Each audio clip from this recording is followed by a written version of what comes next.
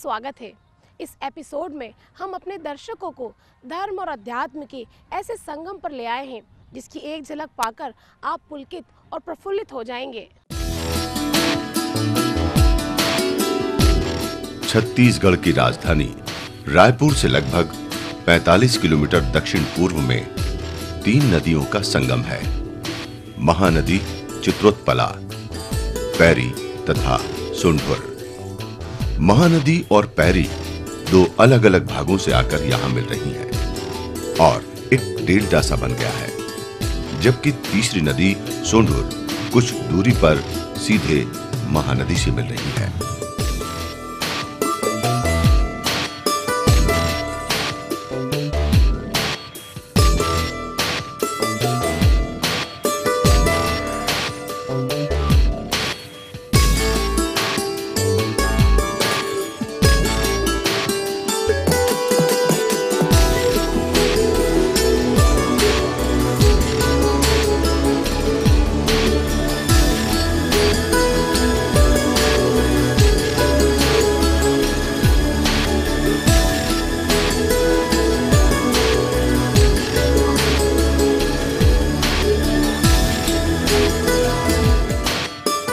महानदी अथवा चित्रोत्पला को प्राचीन साहित्य में समस्त पापों का हरण करने वाली परम पुण्यदायिनी कहा गया है। महाभारत के भीष्म पर्व में तथा मत्स्य एवं ब्रह्म पुराण में भी चित्रोत्पला का उल्लेख है।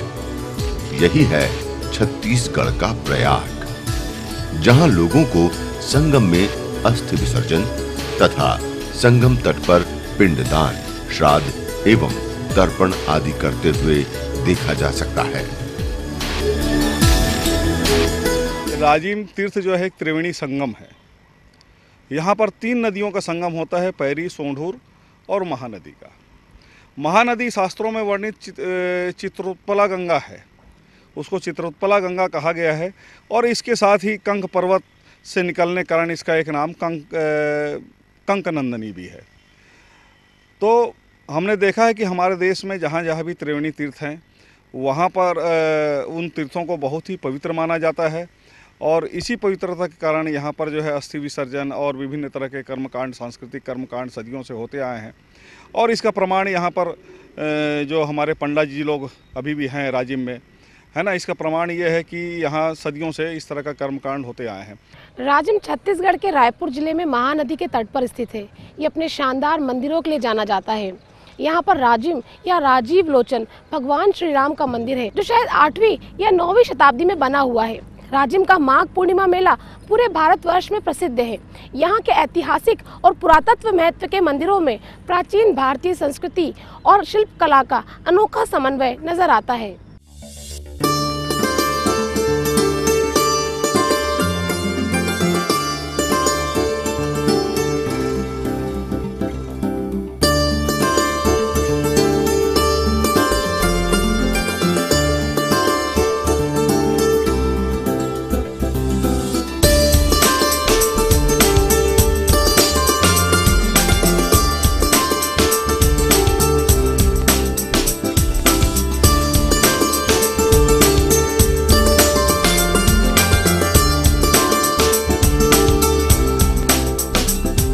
एक स्थानीय दंत कथा के अनुसार इस स्थान का नाम राजीव या राजिम नामक एक तैलिक स्त्री के नाम से हुआ था।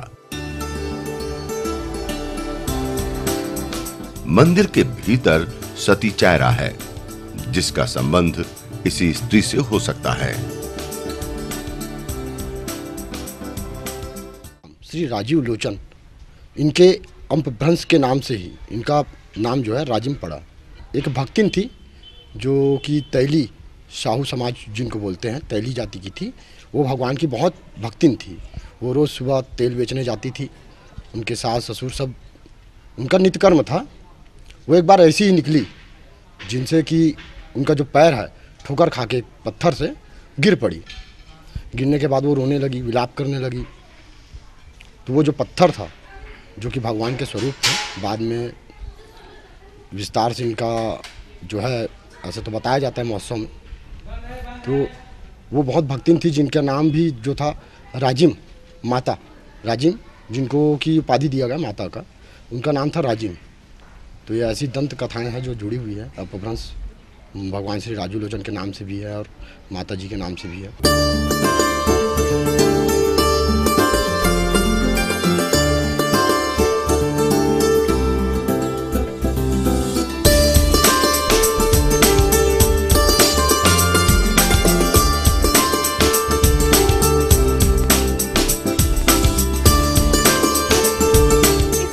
नाम के साथ कई सारी दंत कथाएं जुड़ी हुई हैं, जिनमें से एक दंत कथा अभी आपने सुनी। ऐसे कालांतर और प्रकारांतर में इस स्थान के साथ कई दंत कथाएं जुड़ती चली गईं। अब हम आपको ले चलेंगे राजीव लोचन मंदिर, लेकिन उसके पहले लेते हैं एक छोटा सा ब्रेक।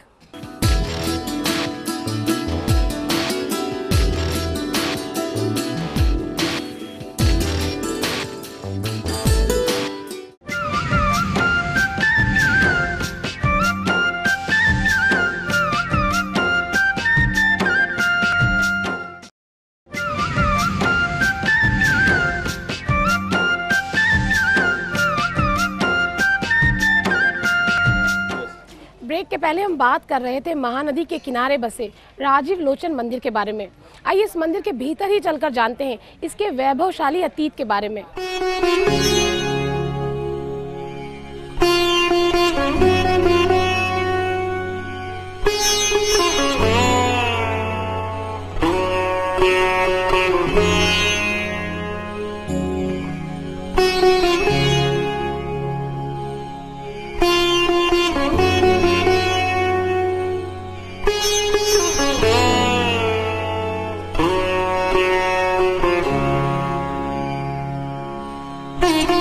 राजिम का प्रमुख मंदिर राजीव लोचन है।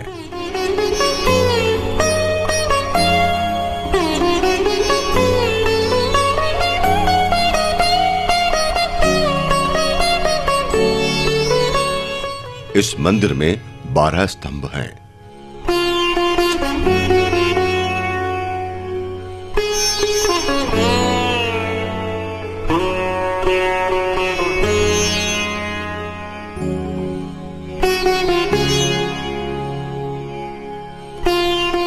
स्तंभों पर अष्टभुजा वाली दुर्गा, गंगा यमुना और विष्णु के विभिन्न अवतारों जैसे राम, वराह और नरसिंह आदि के चित्र बने हुए हैं।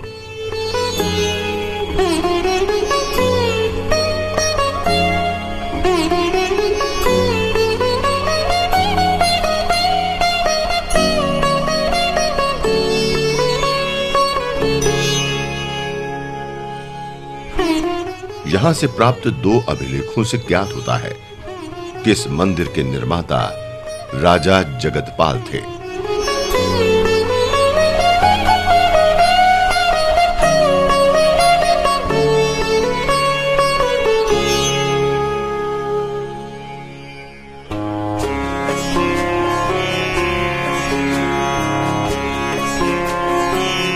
इनमें से एक अभिलेख राजा वसंतराज से संबंधित है, किंतु लक्ष्मण देवालय के एक दूसरे अभिलेख से विदित होता है कि इस मंदिर को मगध नरेश सूर्यवर्मा 8वीं शती ईस्वी की पुत्री तथा शिवगुप्त की माता वास्ता ने बनवाया था।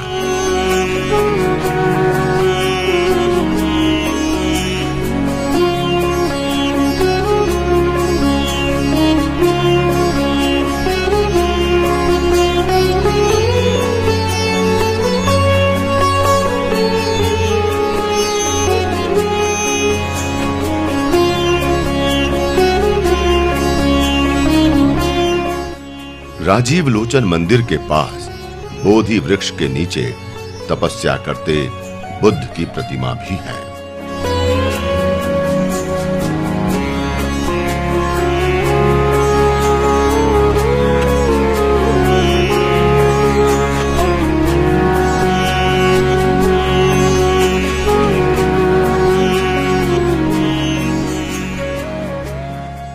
राजीव लोचन मंदिर का भी पुरातात्विक इतिहास है। मंदिर में उपलब्ध जो शिलालेख हैं, उन शिलालेखों से हमको ये पता चलता है कि इस मंदिर का जीर्णोद्धार नलवंशी राजा विलास तुंग ने कराया था।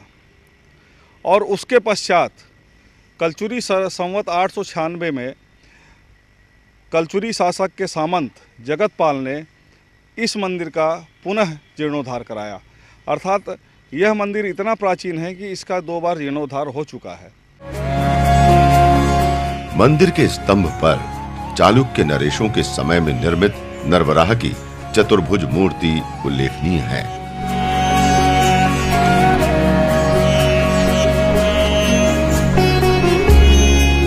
वराह के वाम हस्त पर भूदेवी अवस्थित हैं। शायद ये मध्य प्रदेश से प्राप्त प्राचीनतम मूर्ति है। राजिम से पांडुवंशीय कोसल नरेश तीवर देव का ताम्रदान पट्ट प्राप्त हुआ था। तीवर देव द्वारा पैठाम्ब भुक्ति में स्थित पिंपरी पद्रक नामक ग्राम के निवासी किसी ब्राह्मण को दिए गए दान का वर्णन है। ये माना जाता है कि 8वीं-9वीं शताब्दी में ये स्थापित हुए हैं। इसमें भगवान चतुर्भुजी रूप में आके यहाँ पर स्थापित हैं।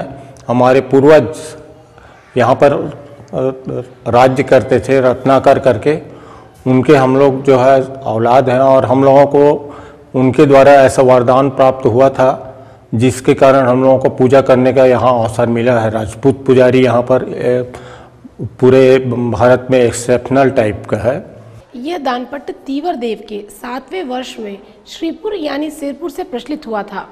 फ्लीट के अनुसार तीवर देव का समय 8वीं शती के बाद का माना गया है। राजिम के राजीव लोचन मंदिर की मुख्य प्रतिमा की खासियत ये भी है कि इसमें गज और ग्राह के युद्ध को उकेरा गया है।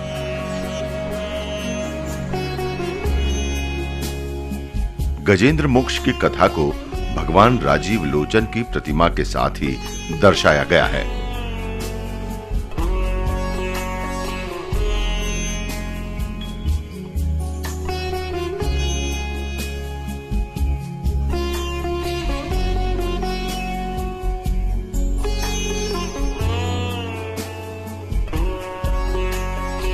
भगवान विष्णु की ऐसी प्रतिमा पूरे देश में गिनी चुनी ही है।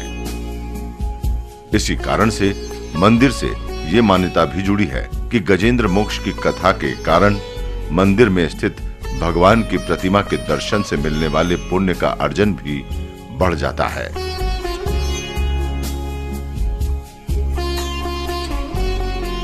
भगवान राजीलोचन विष्णु भगवान का मूर्ति है जो साक्षात चतुर्भुजी रूप में स्थापित हैं।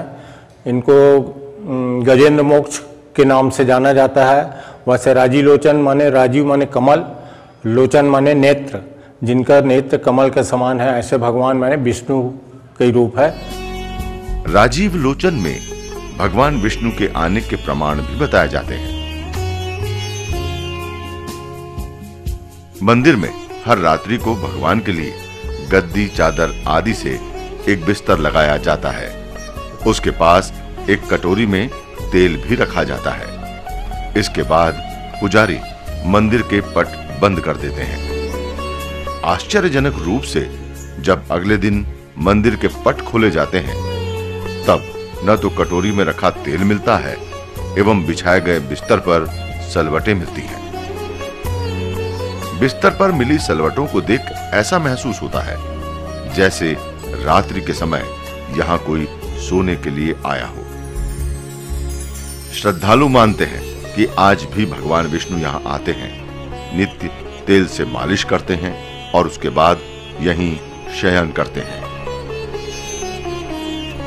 इस घटना की सत्यता को जांचने हेतु मंदिर के गेट पर ताला भी लगाया गया। गेट पर कड़ा पहरा भी दिया गया, परंतु इसके बावजूद भी अगले दिन कटोरी में से तेल नदारद मिला और बिस्तर पर भी सलवटें पाई गई। प्रतिवर्ष माघ पूर्णिमा से महाशिवरात्रि के बीच यहाँ विशाल मेले का आयोजन किया जाता है।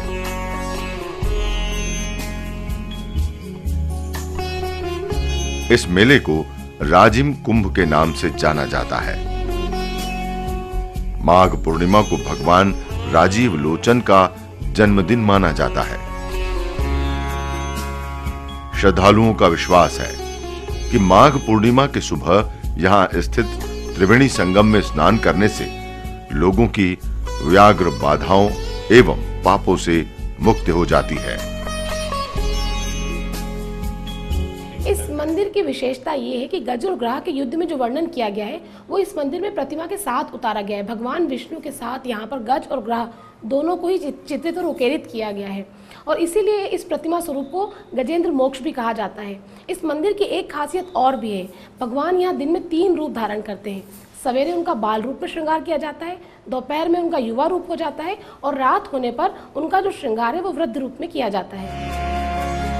गर्भगृह में राजीव लोचन यानी विष्णु की मूर्ति सिंहासन पर स्थित है। ये प्रतिमा काले पत्थर की बनी चतुर्भुज आकार की है। इसके हाथों में शंख, चक्र, गदा और पद्म है। इसकी लोचन के नाम से पूजा होती है। मंदिर के दोनों दिशाओं में परिक्रमा पथ और भंडार गृह बना हुआ है। महामंडप को 12 प्रस्तर खंभों के सहारे बनाया गया है। गर्भगृह के द्वार पर दाएं बाएं और ऊपर चित्र हैं। इन पर सर्पाकार मानव आकृति अंकित है और मिथुन की मूर्तियां हैं।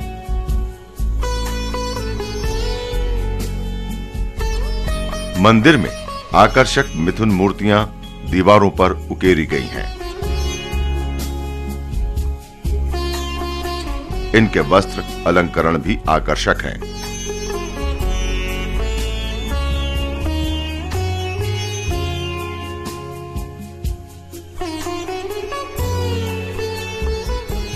राजीव लोचन मंदिर में वैसे तो अन्य मंदिरों की भांति देखरेख के लिए ट्रस्ट मौजूद है, परंतु राजा रत्नाकर के समय से ही इस मंदिर में क्षत्रिय पुजारी मंदिर में नियुक्त हैं। ये क्षत्रिय पुजारी जनेऊ धारण करते हैं। स्तुति पाठ के लिए ब्राह्मण पुजारी भी तैनात किए जाते हैं, पर मुख्य पूजा क्षत्रिय पुजारी ही कराते हैं। मंदिर में प्रसाद के तौर पर चावल का निर्मित पीड़िया भी उपलब्ध होता है। राजिम में कुलेश्वर महादेव मंदिर भी है, जो 9वीं शताब्दी में स्थापित किया गया था। यह मंदिर महानदी के बीच द्वीप में स्थित है। इस मंदिर के बारे में भी हम आपको बताएंगे, लेकिन उसके पहले लेते हैं एक छोटा सा ब्रेक।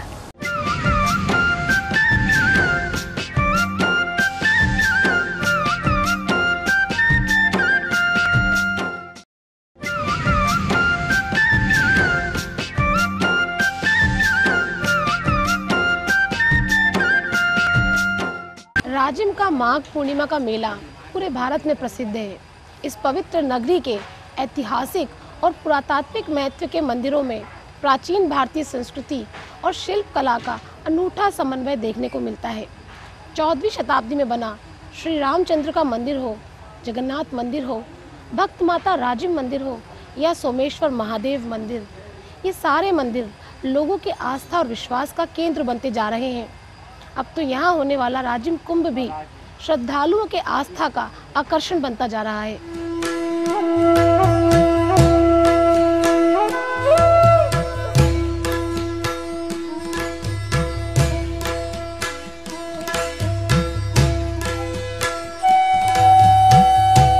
फरवरी मार्च माह में माघ पूर्णिमा से लेकर महाशिवरात्रि तक 15 दिनों के लिए लगने वाला भारत का 5वां कुंभ मेला छत्तीसगढ़ की धार्मिक राजधानी प्रयागधरा राजिम में हर वर्ष लगने वाला कुंभ है।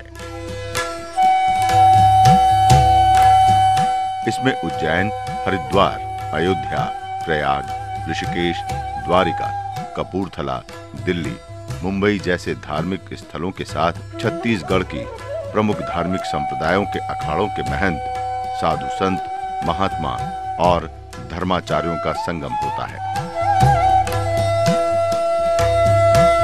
जहां एक ओर जगतगुरु शंकराचार्य, ज्योतिष पीठाधीश्वर व महामंडेश्वरों की संत वाणी का अमृत बरसता है, वहीं श्रद्धालुगण दूर दूर से आकर इनके प्रवचनों का लाभ लेते हैं। इनमें शाही कुंभ स्नान होता है जो देखने लायक रहता है। नागा साधुओं के दर्शन के लिए भीड़ उमड़ पड़ती है। अखाड़ों के साधुओं के करतब लोगों को आश्चर्य में डाल देते हैं। अनादिकाल से चली आ रही परंपराएं और आस्था के इस पर्व को राजिम कुंभ कहा जाता है।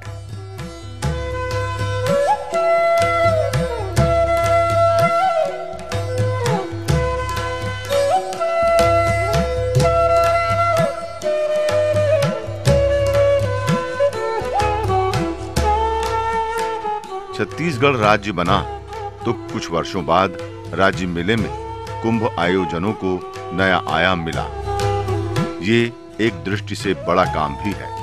देश के दूसरे प्रांतों में कुंभ स्नान के लिए लोग जाते हैं। छत्तीसगढ़ में भी कुंभ के लिए पवित्र नगरी राजिम को धीरे धीरे चिन्हित किया गया। वर्तमान समय में राजिम कुंभ देश भर में विख्यात हो गया है। राजिम कुंभ की शुरुआत जो है सरकार छत्तीसगढ़ शासन के द्वारा किया गया, जो 2004 में इसको पुण्य मेले को राजिम कुंभ का नाम दिया गया और विभिन्न जगह स्थानों से संत अब यहाँ पर पधारते हैं और भक्त श्रद्धालु जो है उनके दर्शन करते हैं और राजिम में आकर इस पद्म क्षेत्र में आकर पुण्य स्नान का लाभ उठाते हैं। राजिम कुंभ साधु संतों के पहुँचने व प्रवचन के कारण धीरे धीरे विस्तार लेता गया और ये अब प्राचीन काल के 4 कुंभ हरिद्वार, नासिक, इलाहाबाद व उज्जैन के बाद 5वां कुंभ बन गया है। राजिम का ये कुंभ हर वर्ष माघ पूर्णिमा से प्रारंभ होता है और महाशिवरात्रि तक पूरे एक पखवाड़े तक लगातार चलता रहता है। राजिम कुंभ सदा से ही भारतीय मानस के गहरे अर्थों को रेखांकित करता रहा है। वो भारतीय जीवन के उल्लास पक्ष को भी दिखाता रहा है। राजिम कुंभ लोगों के मन की सहज श्रद्धा, उनके जीवन की सहज आस्था, सामान्य उल्लास लगने वाले जीवन को अद्भुत उल्लास और पूर्णता से भर देता है। एक ओर जहां श्रद्धा के भाव से भरे होते हैं तो दूसरी तरफ मेले के उल्लास के चटक रंग भी यहाँ मौजूद हैं। हमर धरोहर की इस कड़ी में इतना ही, लेकिन राजिम का ये सफर यहीं खत्म नहीं होता। अगले एपिसोड में आपको दिखाएंगे कि राजिम ने कैसे उगले इतिहास के कई राज।